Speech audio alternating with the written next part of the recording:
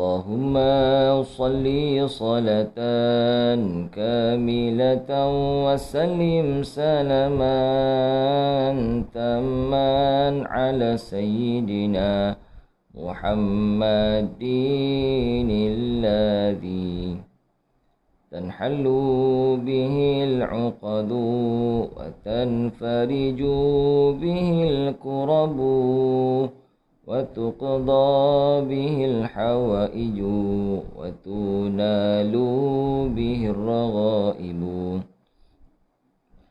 wa husnul khawatimi wa yustasqal ghamamu biwajhihil karim wa ala wajhil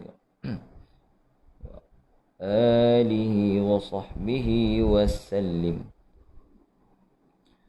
Allahumma salli ala sayyidina Muhammad salatan tuwassi'u biha alayna al-arzaq wa tuhassinu biha lana al-akhlaq wa ala alihi wa sahbihi wa sallim.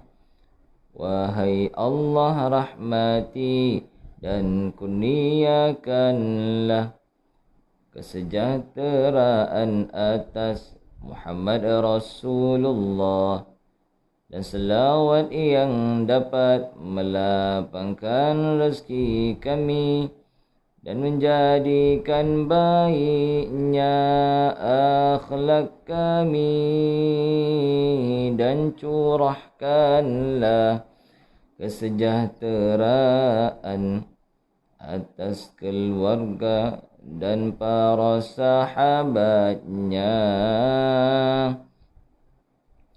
Allahumma salli ala sayyidina Muhammad salatan tuwassi'u biha alayna al-arzaq wa tuhassinu biha lana al-akhlaq wa ala alihi wa sahbihi wa sallim. Wahai Allah rahmati dan kurniakanlah kesejahteraan atas Muhammad Rasulullah dan selawat yang dapat melapangkan rezeki kami dan menjadikan baiknya akhlak kami, dan curahkanlah kesejahteraan atas keluarga dan para sahabatnya.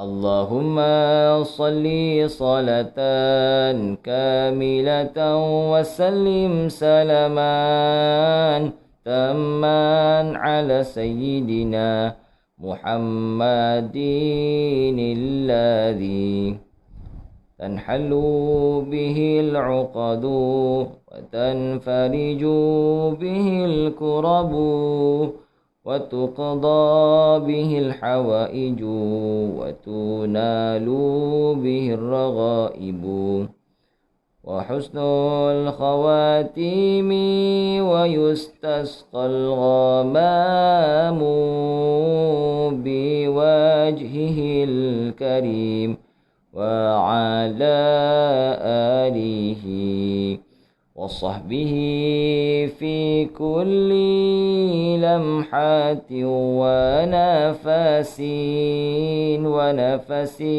bi'adadi kulli ma'lumin lak. Allahumma salli salatan kamilatan wa sallim salaman tamman ala sayyidina Muhammadin alladhi tanhallu bihil uqadu wa tanfariju bihil kurabu وتقضى به الحوائج وتنال به الرغائب وحسن الخواتيم ويستسقى الغمام بوجهه الكريم وعلى آله وصحبه في كل لمحة ونفس بعدد كل معلوم لك. اللهم صل صلاة كاملة وسلم سلاما تاما على سيدنا محمد الذي تنحل به العقد وتنفرج به الكرب وتقضى به الحوائج وتنال به الرغائب وحسن الخواتيم ويستسقى الغمام بوجهه الكريم وعلى آله وصحبه في كل لمحة ونفس بعدد كل معلوم لك. اللهم صل صلاة كاملة وسلم سلاما تاما على سيدنا محمد الذي تنحل به العقد وتنفرج به الكرب وتقضى به الحوائج وتنال به الرغائب وحسن الخواتيم ويستسقى الغمام بوجهه الكريم وعلى آله وصحبه في كل لمحة ونفس بعدد كل معلوم لك. اللهم صل على سيدنا محمد. Assalamualaikum warahmatullahi wabarakatuh. Innal hamdalillah nahmaduhu wa nasta'inuhu wa nastahdihi wa nastaghfiruhu wa natubu ilaih. Wa na'udzu billahi min shururi anfusina wa min sayyiati a'malina. May yahdihillahu fala mudilla lahu wa may yudlilhu fala hadiya lahu. Asyhadu an la ilaha illallah wa asyhadu anna Muhammadan 'abduhu wa rasuluh. Assalamualaikum warahmatullahi wabarakatuh. Sahabat-sahabat yang dirahmati Allah SWT sekalian.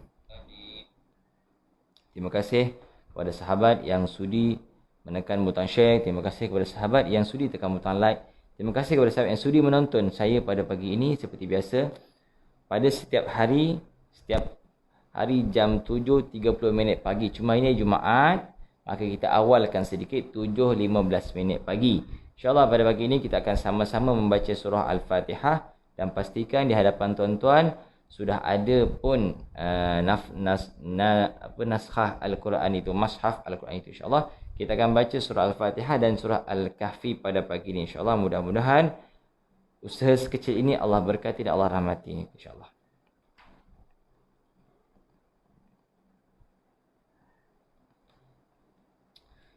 A'udzu billahi minasy syaithanir rajim. Bismillahirrahmanirrahim. Alhamdulillahi rabbil alamin. Ar-Rahmanir Rahim. Maliki yaumiddin. Iyyaka na'budu wa iyyaka nasta'in. Ihdinas siratal mustaqim. صراط الذين أنعمت عليهم غير المغضوب عليهم ولا الضالين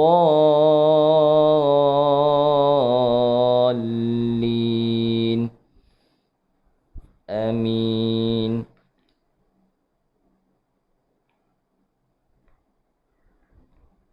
InsyaAllah, sahabat-sahabat dalam hati Allah Subhanahu wa taala sekalian, mari kita lihat surah Al-Kahfi ayat 1 hingga 10. Muka surat 293.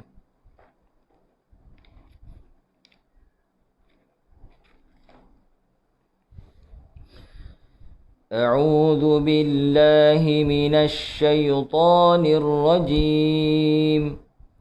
Bismillahirrahmanirrahim.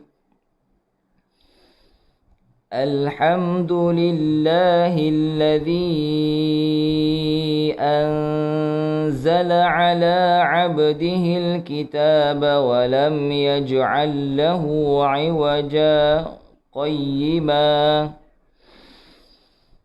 قيما لينذر بأسا شديدا من لدنه ويبشر المؤمنين الذين يعملون الصالحات أن لهم أجرا حسنا ماكثين فيه أبدا وينذر الذين قالوا اتخذ الله ولدا ما لهم به من علم ولا لآبائهم كبرت كلمة تخرج من أفواههم إن يقولون إلا كذبا فلعلك باخع نفسك على آثارهم إن لم يؤمنوا بهذا الحديث أسفا إنا جعلنا ما على الأرض زينة لها لنبلوهم أيهم أحسن عملا وإنا لجاعلون ما عليها صعيدا جرزا أم حسبت أن أصحاب الكهف والرقيم كانوا من آياتنا عجبا إذ أوى الفتية إلى الكهف فقالوا ربنا آتنا من لدنك رحمة وهيئ لنا من أمرنا رشدا صدق الله العظيم. InsyaAllah sahabat-sahabat, tuan-tuan, puan-puan, para jemaah yang dirahmati oleh Allah Subhanahu wa taala sekalian, terima kasih kepada yang sudi bersama-sama dengan saya pada pagi ini pada bacaan surah Al-Fatihah berserta surah Al-Kahfi. Mudah-mudahan Allah berikan kita rahmat pada hari Jumaat dan rahmat pada setiap masa dan setiap sentiasa, insya-Allah. Pada pagi ini saya sekadar ingin berkongsi berkaitan dengan syarat sah mengikut imam. Dan semalam saya telah pun bercerita berkenaan kriteria seorang imam dan hukum syarat-syarat imam, kriteria seorang imam. Dan pada pagi ini saya nak kongsikan pula syarat sah mengikut imam. Makmum hendaklah berniat mengikut imam yang tertentu. Tidak sah seorang itu solat mengikut imam yang tidak diketahui kedudukannya. Maksudnya ialah kita tahu apa yang imam tu buat. Syarat sah ni maksudnya, maksud poin pertama, makmum hendaklah berniat mengikut imam yang tertentu. Tidak sah seorang itu solat mengikut imam yang tidak diketahui kedudukannya. Maksudnya kita tak tahu imam buat apa sekarang. Okey? Imam buat apa kita tak tahu. Itu yang tak sah. Okey, yang sebaik-baiknya ialah kita tahu setiap pergerakan imam tersebut. Itu bermakna kena solat dalam satu tempat dengan imam yang kita nampak. Kalau kita tak nampak, kita nampak orang di hadapan yang dipercayai itu dia nampak imam. Itu yang paling penting, nampak imam. Okey. Kita kalau kita sampai lambat memang kita soft belakang sekali dan berkemungkinan nampak imam tu tak adalah kan minta maaf lah, tapi pastikan orang yang di hadapan kita ni dia nampak imam ataupun dia tengok orang depan dia bertepatan, dia sambung menyambung dan sampai kepada imam tersebut. Makna dia tahu bentuk imam tu gerak macam mana, maka itulah syarat sah dia. Okey. Mengikut imam dalam setiap perbuatannya dan tidak mendahulukan perbuatan makmum daripada perbuatan imam walaupun sedikit. Berdasarkan sebuah riwayat daripada Abu Hurairah radhiyallahu an bahawa baginda sallallahu alaihi wasallam pernah bersabda, "Innamal imamu liyutamma bihi fala takhtalifu alaihi fa idza kabbara fakabbiru wa idza raka'a farka'u wa idza qala sami'allahu liman hamidah faqulu Allahumma rabbana lakal hamdu wa idza sajada fasjudu wa idza shalla jalisan fasallu julusan ajma'una." Imam itu dijadikan untuk diikuti. Oleh itu janganlah menyalahi perbuatannya. Apabila dia bertakbir, hendaklah kamu bertakbir, dan apabila dia rukuk, hendaklah kamu rukuk, dan apabila dia membaca Rabbana lakal hamdu, hendaklah kamu membaca Sami Allahu liman hamidah, dan apabila dia sujud, hendaklah kamu sujud juga, dan apabila dia bersolat duduk, kamu juga hendaklah solat dalam keadaan duduk semuanya. Riwayat Muslim dalam Sahih Muslim kitab Imam bab makmum mengikut imam. Tu dia sahabat-sahabat dirahmati Allah Subhanahu Wa Taala sekalian. Makmum tidak boleh berada lebih di hadapan. Makmum tidak boleh berada lebih hadapan imam daripada imam. Adapun sama kedudukan antara imam dan makmum adalah makruh. Imam kena ke depan sedikit.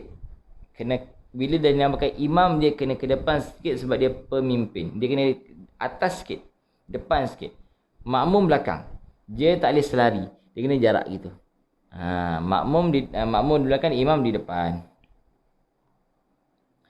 Makmum lelaki tidak boleh mengikut imam perempuan bersandarkan kepada keterangan hadis daripada Jabir radhiyallahu an, katanya, khatabana Rasulullah sallallahu alaihi wasallam faqala la tu'ammana imra'atun rajulan. Rasulullah sallallahu alaihi wasallam pernah berkhutbah kepada kami bersabda, perempuan tidak boleh sesekali mengimami lelaki. Ibnu Majah dan Al-Baihaqi. Okey. Perempuan tidak boleh sama sekali mengimamkan lelaki. Jarak di antara imam dan makmum tidak lebih daripada 150 meter ataupun 300 hasta. Sekiranya solat dilakukan di tanah lapang atau imam berada di dalam masjid dan makmum berada di luar, tetapi sekiranya imam dan makmum berada di dalam masjid, tidak menjadi halangan jika makmum jauh daripada imam melebihi 150 meter.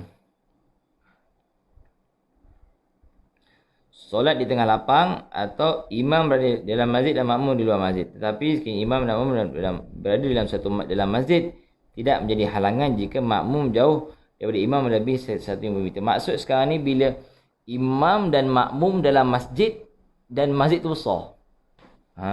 Masjid tu sangatlah besar, dan contohnya lah, masjid besar, tengah-tengah masjid ada renovation. Okey. Masjid yang besar dan tengah-tengah masjid ada renovation. Di hadapan di tempat imam tu boleh 2 orang je duduk. Tempat imam tu boleh 2 orang je duduk. Maknanya imam dan 2 orang makmum.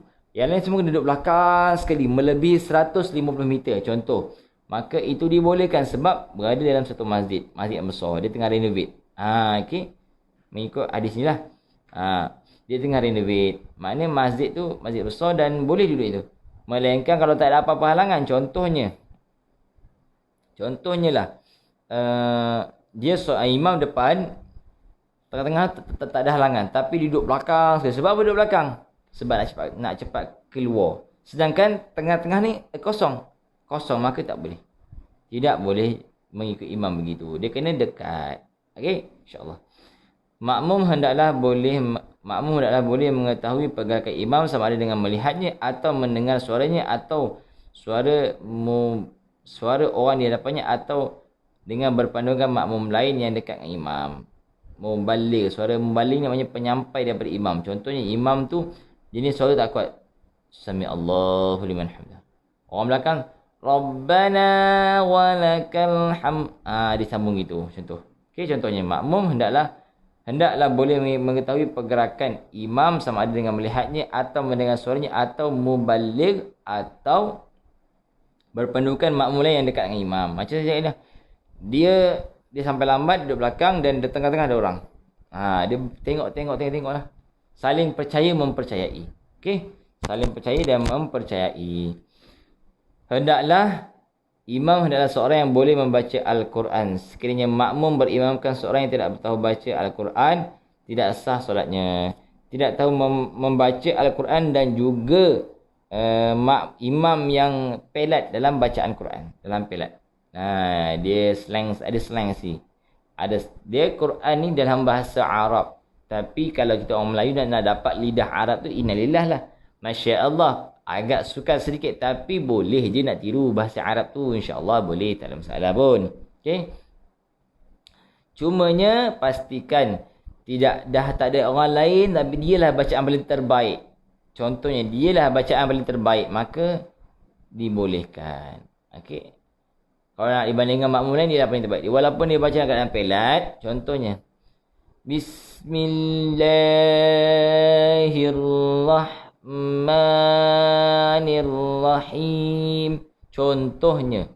Jadi, yang makmum ni ada lebih teruk pada tu. Maka dibolehkan dia. Tapi kalau ada makmum yang baca lebih cantik. Macam kata Sudais Malaysia. Bismillahirrahmanirrahim. Contoh. Maka itu dialah. Walaupun dia makmum, dia selayaknya naik menjadi imam kerana bacaan dia lebih bagus berbanding orang lain. Okey. Jangan sampai imam yang diikuti itu melakukan solat yang perlu diulang semula. Seperti solat menghormati waktu bagi orang yang pakaiannya bernajis.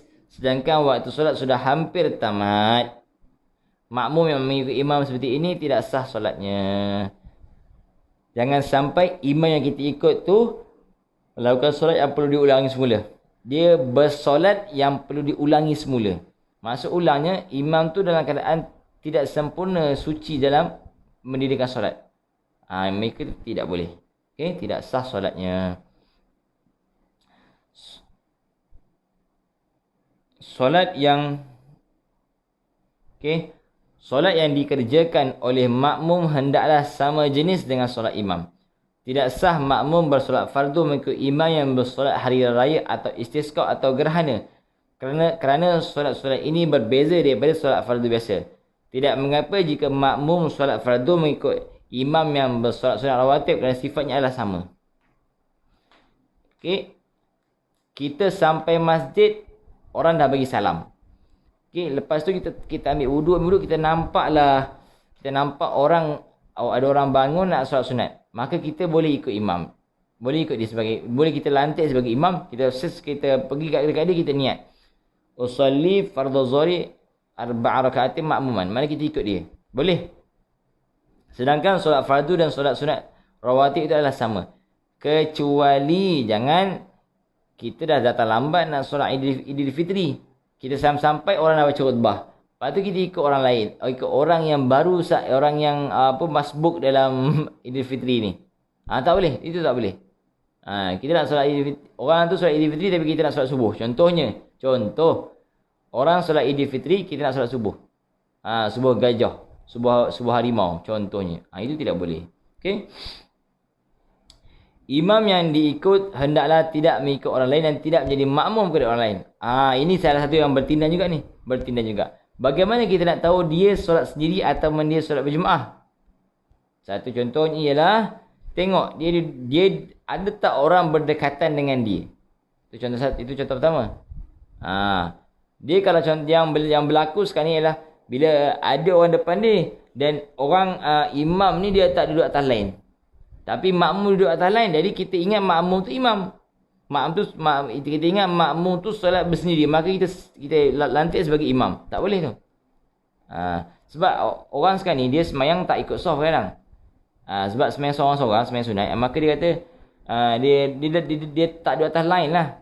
Dia duduk di tengah. Tiba datanglah seorang ni duduk atas lain dan dia nak lantik orang yang pertama solat itu menjadi imam. Boleh, itu boleh. Tapi kita datang ketiga, kita datang yang ketiga dan kita datang kemudian dan kita pergi jumpa dia, kita tengok dia atas lain. Orang seorang lagi sebenarnya bukan atas lain, maka kita lantik yang atas lain itu sebagai imam. Itu tak boleh. Kita kena pastikan elok. Sama adakah dia betul-betul solat seorang diri ataupun dia solat berimam. Kena tengoklah. Jangan kita pastikan dia solat tu seorang-seorang. Jangan kita nampak dia solat, ada orang lain tak boleh. Takut bila was-was ni kita main hantam saja, lama-lama out lah. Lama-lama out. Jadi nak pastikan dia ni solat seorang-seorang ke solat imam ke, tengok dia duduk atas lain, ada tak orang di sekeliling yang hampir dengan dia. Itu yang paling penting sekali. Sebab orang kita memanglah dia nak solat berjemaah kadang-kadang tu, tapi ilmu jemaah tak ada. Jadi ilmu berjemaah tu sangat penting. Ilmu berjemaah tu sangat penting. Al-falya ulfah. Terima kasih kerana sudi menonton. Okey, ilmu berjemaah tu sangat penting dalam nak orang cakap apa, nak solat berjemaah. Okey, ilmu jemaah. Ilmu yang bagaimana kita kena lihat keadaan orang solat berjemaah terkini. Jangan ikut zaman kita, ikut zaman terkini. Ada pula orang tu imamnya duduk atas lain, makmumnya duduk tengah-tengah. Sebab apa? Dia seorangnya makmum. Kecuali kalau dia dua orang mungkin dia duduk atas lain juga. Tapi sebab dia seorang makmum, dia seorangnya makmum, maka dia duduk tengah. Sebab apa? Dia tak nak renggang sangat dengan imam. Jadi benda tu pun kita kena tengok elok. Kena perhatikan sebaik mungkin. Satu lagi cara nak pastikan kita nak melantik orang yang jadi imam, sedangkan kita baru sampai, kita tengok dia. Siapa yang ikut dia? Tu satu cara lagi. Siapa yang ikut dia? Tengok dia. Contohnya, dia pun baru sampai juga. Contoh, dia pun baru sampai. Dia tengok, ni tak ada siapa ikut dia. Maka kita boleh ikut. Kita paling tidak biarlah dia rukuk dahulu. Biar dia cukupkan satu rukun. Sebab apa? Nak tengok siapa yang dia follow ataupun siapa yang follow dia. Itu yang paling penting sekali. Okey, insya-Allah. Okay, terima kasih kepada yang sudi masuk menonton dalam solat jemaah ni. Okey, yang poin yang ke 1 2 3 4 5 6 7 8 9 10 dah 11. Makmum tidak ketinggalan dua rukun perbuatan yang panjang daripada imam tanpa keuzuran. Ini pun satu masalah juga. Makmum tidak ketinggalan dua rukun perbuatan yang panjang daripada imam tanpa keuzuran. Kita nak khusyuk kena ada ilmu. Kita nak khusyuk kena ada ilmu. Kita masuk-masuk. Contohnya, imam dah habis takbir yang pertama. Allahu Akbar. Contoh, imam habis takbir yang pertama dan kita masuk untuk berjemaah. Kita ni lambat sikit jalan-jalan, kita pun baru niat. Kita baru niat solli fardhu zuhri contohnya, atau tak kisah apa niat solat sekalipun. Allahu Akbar, kita angkat takbir pertama, Allahu Akbar, kita meletak tangan kita dan kita baca doa iftitah. Pada saat baca doa iftitah dan kita pun kata, kita baru nak masuk Al-Fatihah. Bismillahirrahmanirrahim. Tiba-tiba imam Allahu Akbar nak rukuk. Maka di situ Al-Fatihah makmum tertanggung atas Al-Fatihah imam. Maka kena terus ikut imam tu rukuk. Kena terus ikut imam itu rukuk. Okey. Sebab Al-Fatihah imam ditanggung oleh Al-Fatihah makmum. Al-Fatihah makmum ditanggung oleh imam.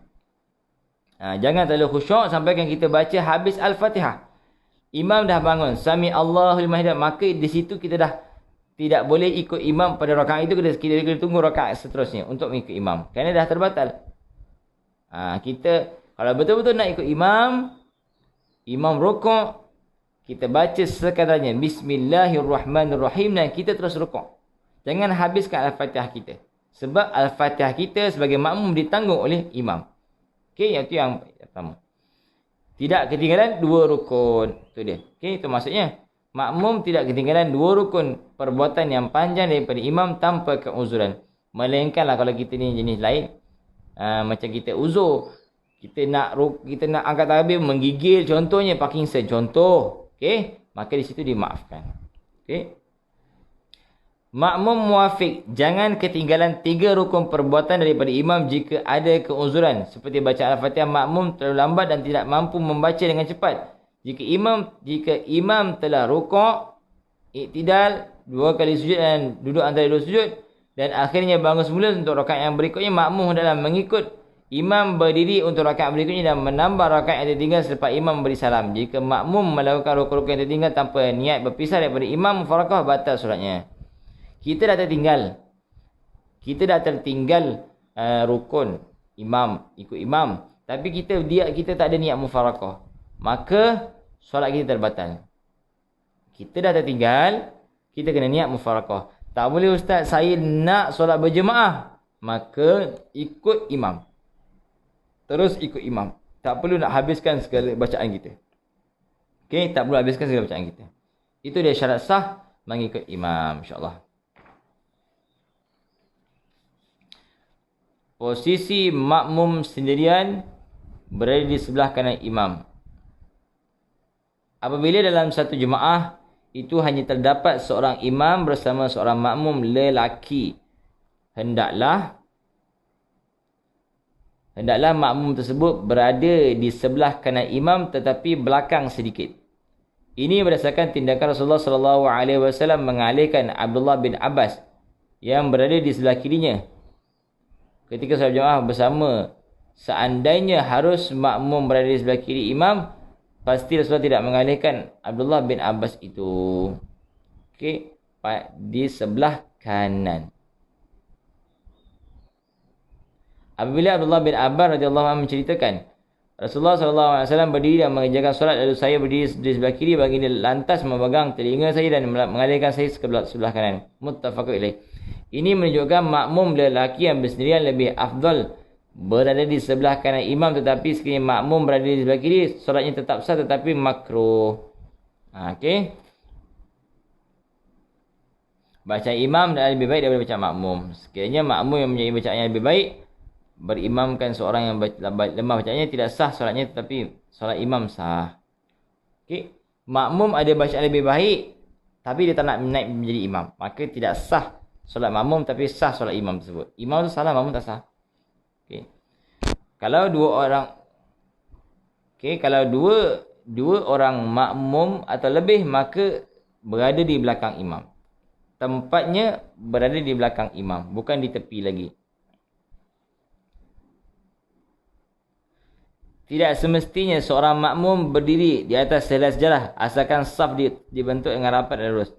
Apabila terdapat 2 orang makmum atau lebih, hendaklah mereka berada di belakang imam semuanya. Ini berdasarkan laporan Jabir bin Abdullah radhiyallahu anhu bahawa thumma ji'tu hatta qumtu an yasari Rasulullah sallallahu alaihi wasallam fa akhadha bi yadi fa adarani hatta aqamani an yaminihi thumma jaa Jabbar bin Sakhrin fatawaddaa thumma jaa faqama an yasari Rasulullah sallallahu alaihi wasallam fa akhadha Rasulullah sallallahu alaihi wasallam bi yadaina jami'an fadafa'ana hatta aqamana khalfahu.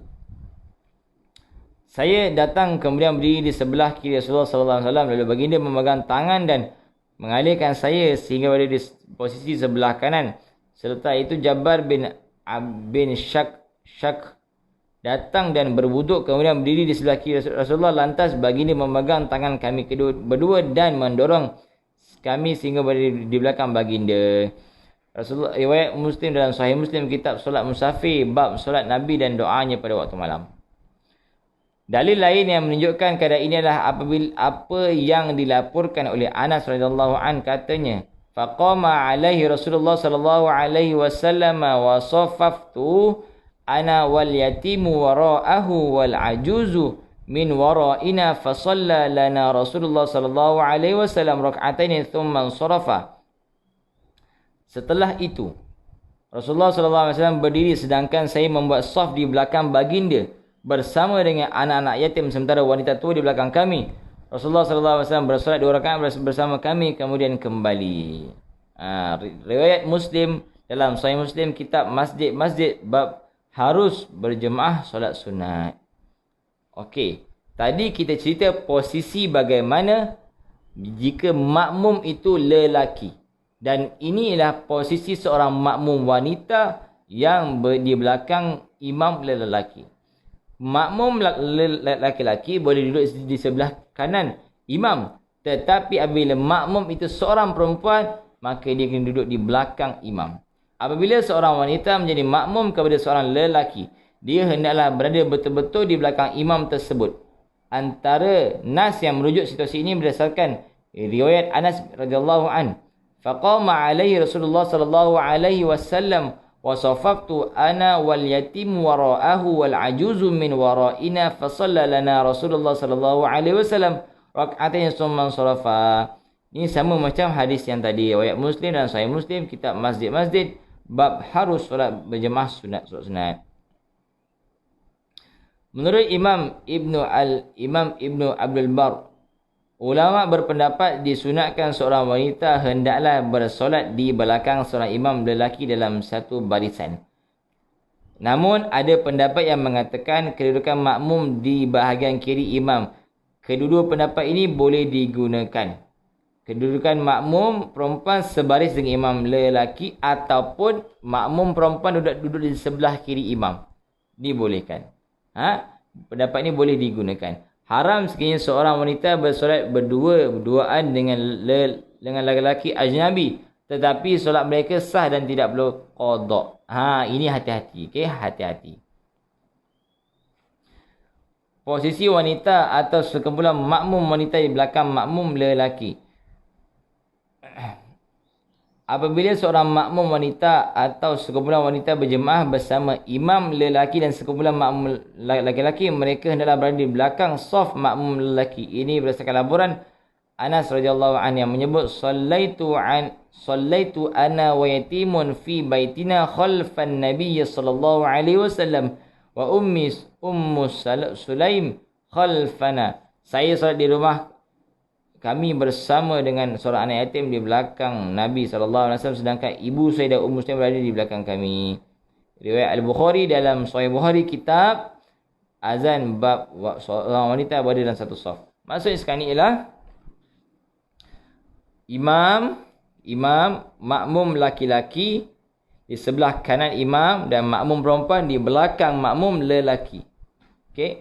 Kalau solat sendirian, imam laki-laki, makmum perempuan belakang imam terus, atau sebelah kiri imam, tidak di sebelah kanan.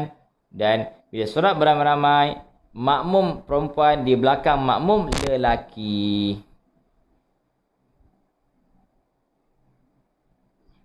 Tetapi sekiranya tidak ada jemaah lelaki melainkan seorang imam saja, jemaah wanita hendaklah berada di belakang imam ini. Sekiranya dibebani fitnah apabila seorang lelaki mengimami jemaah wanita, perbuatan ini hendaklah ditegah.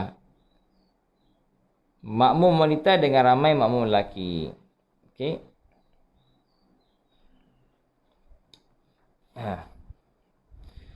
Posisi seorang makmum wanita bersama imam wanita. Okey, ini situasi apabila yang solat itu semuanya perempuan, tak ada lelaki-lelaki.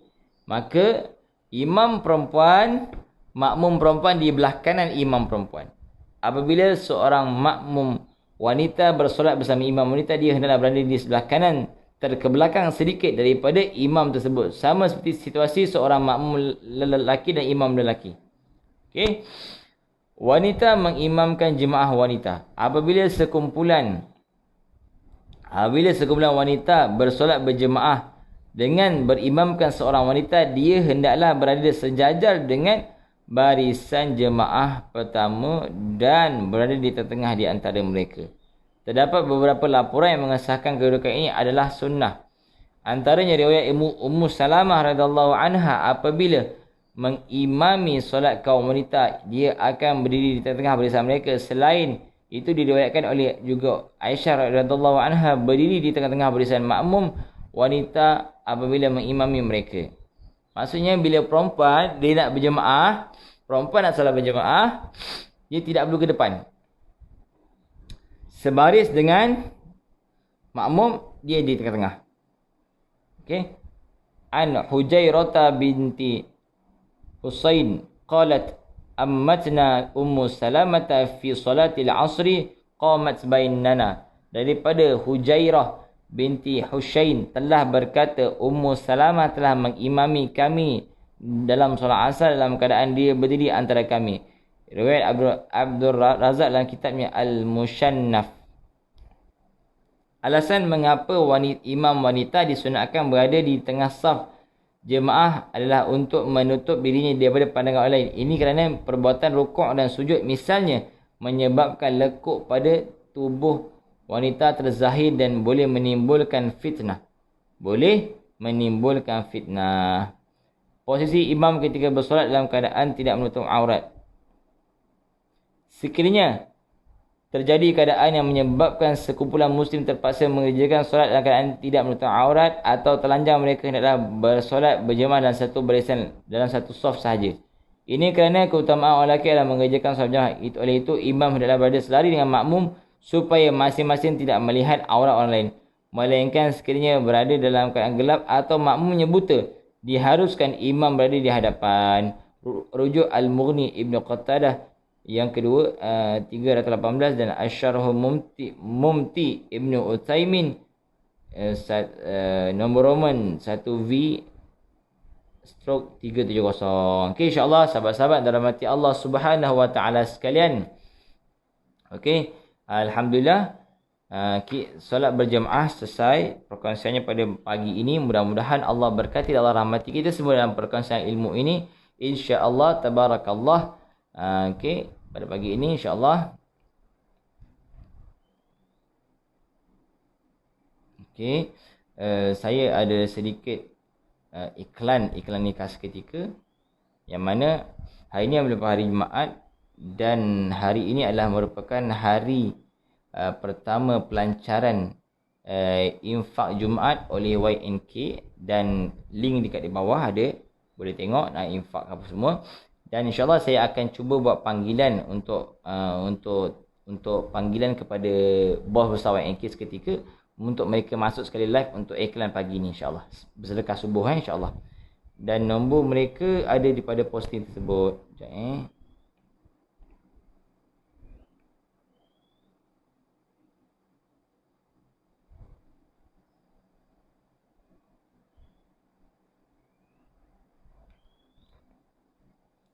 Okay, insya-Allah hari ini kita buka sikit infak Jumaat kepada rakan-rakan sahabat-sahabat yang dirahmati Allah Subhanahu wa taala sekalian yang berhajat untuk bersama-sama pada infak Jumaat ini, yang mana kita menyediakan makanan untuk dihantar kepada asnaf yang kita terima maklumat dan juga masjid yang berhampiran. Kita yang mana bila orang cakap apa bersedekah ni, dia punya kebesaran dia, darjatnya luar biasa. InsyaAllah sahabat-sahabat dalam hati Allah Subhanahu wa taala sekalian, memang luar biasa. Jadi kita kongsi-kongsi bersedekah, kita kongsi-kongsi rezeki, kita kongsi-kongsi pahala. InsyaAllah sama-sama di hari Jumaat kita memuliakan Jumaat sambil-sambil membaca surah Al-Kahfi. Sambil itu juga kita berkongsi kebahagiaan. Terima kasih kepada sahabat-sahabat yang sudi bermuamalat dengan saya, yang mana tertera pada link tersebut, yang ada pada posting ini. Bermacam-macam link ada, boleh ambil yang mana link nak ambil. Bermacam-macam link ada di situ. Yang mana link di atas muamalat, dan sambil bermuamalat sambil itu bersedekah pada link di bawah. Tu dia saya punya trademark saya. Okey.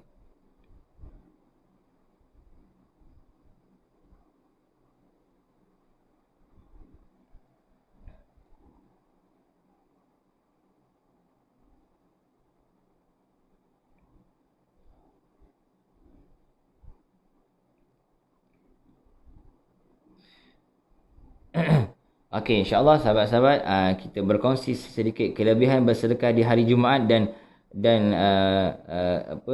kebesaran bersedekah makan dan minum. Keutamaan sedekah pada hari Jumaat. Assalamualaikum warahmatullahi wabarakatuh. Hari Jumaat mempunyai hikmah yang tersendiri sebenarnya. Merupakan penghulu bagi segala hari. Allah berfirman dalam surah Al-Baqarah ayat 261.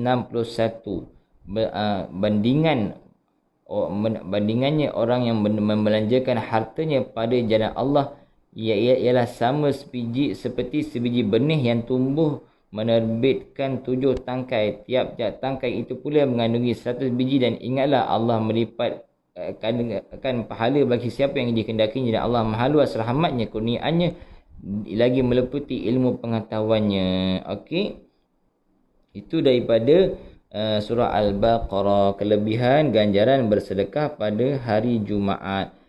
Namun khusus pada hari Jumaat Allah memberinya pahala lebih apatah lagi pada bulan Ramadan.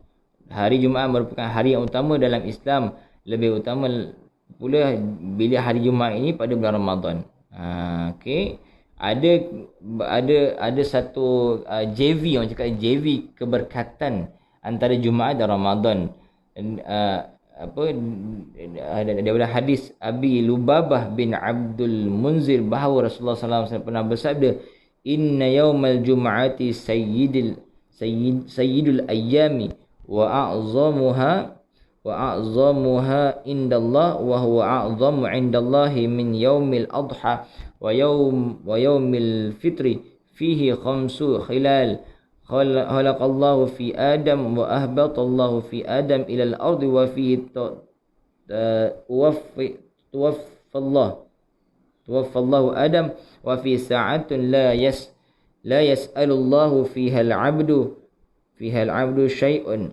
syai'an illa a'zahu ma lam yas'alu haraman wa fihi taqumu as-sa'atu ma min mana dia terhilang tiba-tiba ni.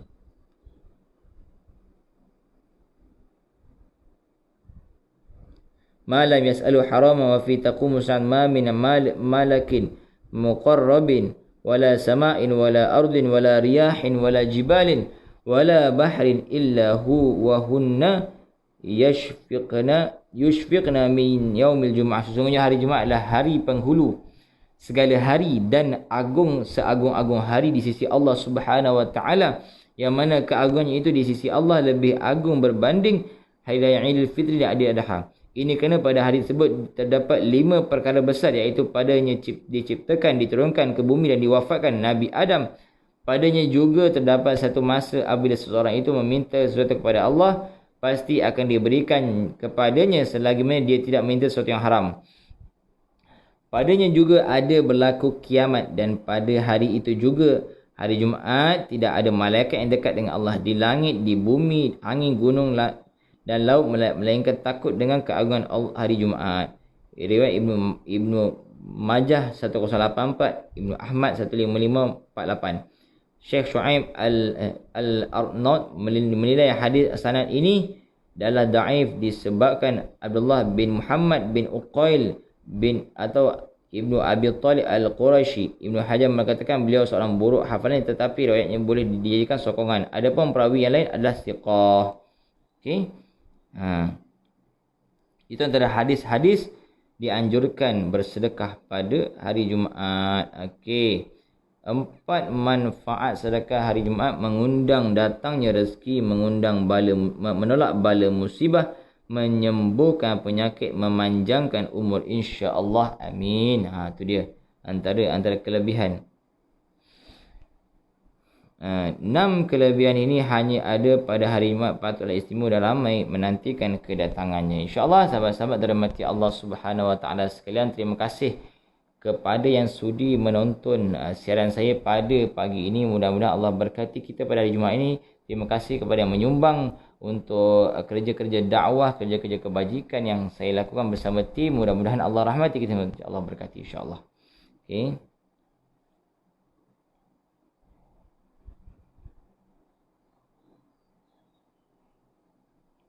Saya nak minta Bos try buat terus try masuk jap.